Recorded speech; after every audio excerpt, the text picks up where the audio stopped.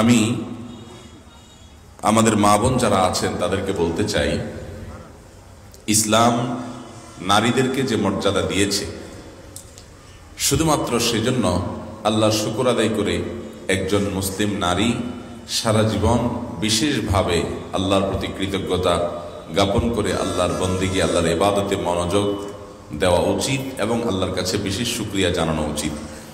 কারণ আমরা জানি ইসলাম যখন পৃথিবীতে ছিল না, আমাদের প্রিয় নবী সাল্লাল্লাহু আলাইহি সাল্লাম যখন পৃথিবীতে আসেন নাই, তখন পৃথিবীতে নারীদের অবস্থা কি ছিল? তখন নারী হিসেবে জন্মগ্রহণ করাটা এটা অপরাধ ছিল, এটাকে অপরাধ মনে করা হতো, নারীকে মানুষ মনে করা হতো না। কারোর ঘরে যদি একটা মেয়ে সন্তান জন্মগ্রহণ করত তাহলে তার মুখটা কালো হয়ে যেত, সে নিজের মুখ লুকাতো, মানুষের সামনে মুখ দেখাইতে চাইতো না, সে লজ্জাবোধ করত, মনে করতো এটা তার জন্য অপমানের, মনে করতো এটা তার জন্য অসম্মানের। এরকম কঠিন এবং ভয়ঙ্কর এক সময়ে ইসলাম দুনিয়াতে এসেছে। আমাদের প্রিয় নবী সাল্লাল্লাহু আলাইহি সাল্লামকে আল্লাহ তাআলা তার দূত করে পাঠিয়েছেন পৃথিবীর মানুষকে সভ্যতা এবং মানবতা ম্যানার্স শেখাবার জন্য, পৃথিবীর মানুষকে তাওহীদের উপরে প্রতিষ্ঠিত করবার জন্য।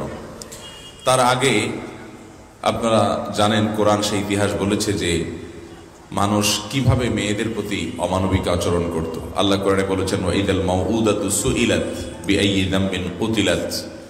সেই সময়ের কথা স্মরণ করো যখন কিয়ামতের দিন বাবা নিজে নিজের কন্যা সন্তানকে জীবন্ত কবরে পুঁতে ফেলা, কবরে গেড়ে ফেলা, এটা সম্পর্কে তাকে জিজ্ঞাসাবাদ করা হবে এবং কি অপরাধে এই শিশুটাকে, কন্যা শিশুকে হত্যা করা হলো, জিজ্ঞাসাবাদ করা হবে।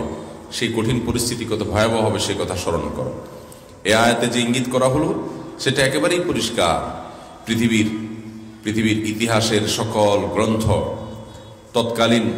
তৎকালীন জাহিলি যুগের, অন্ধকার যুগের যে ইতিহাস রচনা করেছে সেটাতে পরিষ্কারভাবে ফুটে উঠেছে এবং সকল ইতিহাস গ্রন্থে এখনো পরিষ্কারভাবে লেখা আছে যে তখন কোনো ঘরে, কোনো পুরুষের ঘরে কোনো মেয়ে সন্তান জন্ম নিলে সেই মেয়ে সন্তানকে বিভিন্ন মিথ্যা প্রলোভন দিয়ে কবর খুদে, কবরে ধাক্কা দিয়ে, ফেলে দিয়ে, মাটি দিয়ে চাপা দিয়ে ফেলত জীবন্ত কন্যা সন্তানকে। কন্যা সন্তান হলে মনে করত তার দুর্ভাগ্য, হতভাগ্য, তাকে মনে করা হতো সে সমাজের সবচাইতে অপয়া, সবচাইতে কপাল পোড়া।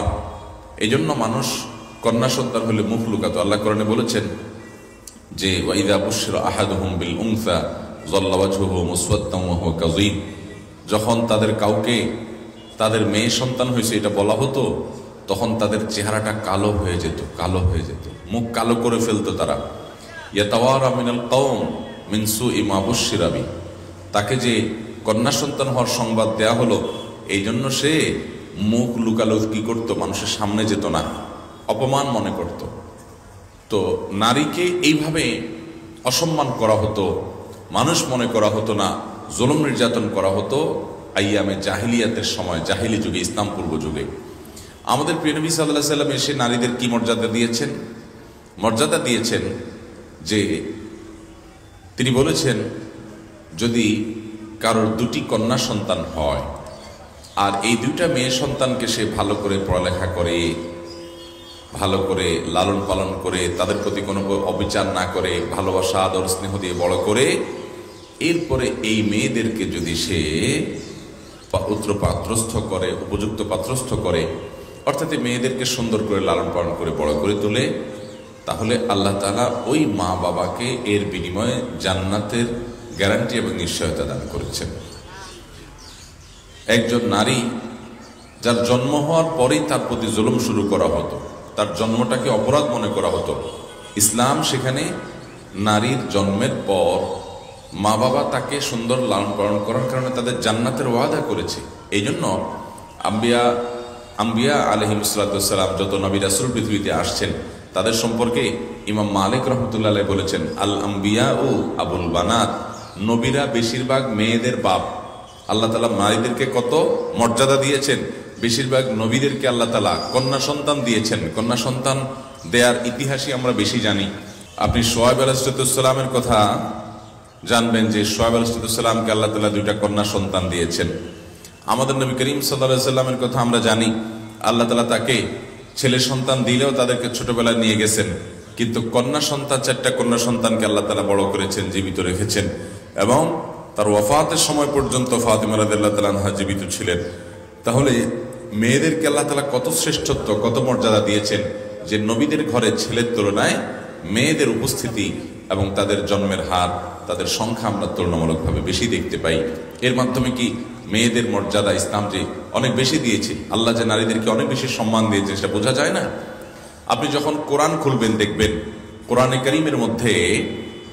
কারীমের মধ্যে দেখবেন সবচাইতে খুলে খুলে আলাদা করে নারীদের মাসআলাগুলোকে বিশেষভাবে বলা হয়েছে। জেনারেল মাসআলা যেগুলো, সেগুলো তো সবার জন্য সমান। রোজা রাখতে হবে সবার, নামাজ পড়তে হবে সবার, হজ করতে হবে সবার, যাকাত দিতে হবে সবার, যাদের সামর্থ্য আছে। নারী পুরুষ সবার জন্য সাধারণ কথা বলেছেন। পুরুষের মাসআলা আলাদা আলাদা করে, পুরুষের অধিকার, পুরুষের প্রাপ্য, পুরুষের পাওনা, তারপরে পুরুষের বিশেষ বিশেষ মাসআলা, এরকম কোনো কিছু আলাদা করে কিন্তু কোরআনে বলা হয়নি। অথচ মেয়েদের মাসআলাগুলোকে আলাদা আলাদা করে কোরআনে বলা হয়েছে। সূরা তালাক দেখবেন, সূরা তাহরিম দেখবেন, আলাদা আলাদা স্বতন্ত্র পুরো সূরা দেখবেন যে আপনি নারীদের সম্পর্কে আল্লাহ তাআলা বিভিন্ন বিধান উল্লেখ করেছেন। শুধু সেটা নয়, কোরআনে কারিমে একটা বড় সড়ো সূরা আছে, কোনো ছোট সূরা না, একটা বিশাল বড় সূরা আছে। এই সূরার নাম হলো সূরায়ে নিসা। মানে কি? নারীদের সূরা, মহিলাদের সূরা। সূরা নিসার আয়তন কত বড়, আকার কত বড়! কোরআনে কারীমের সবচেয়ে বড় সূরাগুলোর একটা, অনেক বড় আকার, অনেক বড় আয়তন, অনেক পৃষ্ঠাব্যাপী। এত বড় একটা সূরা আল্লাহ তাআলা বরাদ্দ করে রেখেছেন, তার নাম দিয়েছেন সূরাতুন নিসা। এই সূরাতে আল্লাহ রাব্বুল আলামিন সূরার নামকরণ করা হয়েছে। আল্লাহ রাব্বুল আলামিন সূরা নিসা, নিসাতে মহিলাদের আলাপ আলোচনা করেছেন, নামকরণই করা হয়েছে সূরা নিসা হিসেবে। অথচ কোরআনে কোথাও সূরা রিজাল বা পুরুষদের সূরা বলে কোনো সূরা নেই। হ্যাঁ, পুরুষদের নামে সূরা আছে, সূরা ইব্রাহিম, কিন্তু আবার ওইভাবে মহিলাদের নামেও সূরা আছে, সূরা মারিয়াম। তো আপনি কোরআন যদি আপনি খুলেন দেখবেন নারীদেরকে কত অগ্রাধিকার দেওয়া হয়েছে, কত প্রায়োরিটি দেওয়া হয়েছে, কত সম্মান দেওয়া হয়েছে, কত মর্যাদা দেওয়া হয়েছে, তাদের অধিকার সম্পর্কে কত সাবধান করা হয়েছে। আমাদের প্রিয় নবী সাল্লাল্লাহু আলাইহি সাল্লাম বিদায় হজের ভাষণে তিনি তার সেই ঐতিহাসিক স্বর্ণাক্ষরে লেখা ভাষণে তিনি বলে গেছেন, ফাস্তাউসু বিন নিসায়ে খায়রা, তোমরা মহিলাদের ব্যাপারে পুরুষরা আমার কাছ থেকে ওসিয়ত গ্রহণ করো, উপদেশ গ্রহণ করো। মহিলাদের ব্যাপারে তাদের প্রতি সদাচরণ করবে, তাদের প্রতি জুলুম ব্যভিচার অত্যাচার করবে না, তাদের হক নষ্ট করবে না, তাদের স্নেহ এবং মমতা দিবে। বাবা হিসাবে মেয়ে সন্তানকে, স্বামী হিসাবে স্ত্রীকে, ভাই হিসাবে বোনকে বিনম্রতার সাথে, স্নেহের সাথে, আদর এবং ভালোবাসার সাথে তাদেরকে বড় করে তুলবে। তাদের ব্যাপারে আমার কাছ থেকে ওসিয়ত গ্রহণ করো। নারীদেরকে কত মর্যাদা ইসলাম দিয়েছে যে স্বয়ং নবী করিম সাল্লাল্লাহু আলাইহি সাল্লাম তার জীবনের শেষ গুরুত্বপূর্ণ সর্বোচ্চ ভাষণে, সবচেয়ে বড় সমাবেশে তিনি নারীদের কথাটাকে আলাদা করে বলে গেছেন, স্পেশাল করে বলে গেছেন। তাদের অধিকারের ব্যাপারে পুরুষ যেন সাবধান থাকে, পুরুষরা যেন সতর্ক থাকে, ওসিয়ত করে গেছেন রীতিমতো। কত বেশি গুরুত্ব দিয়েছেন নবী করিম সাল্লাল্লাহু আলাইহি সাল্লাম নারীদেরকে।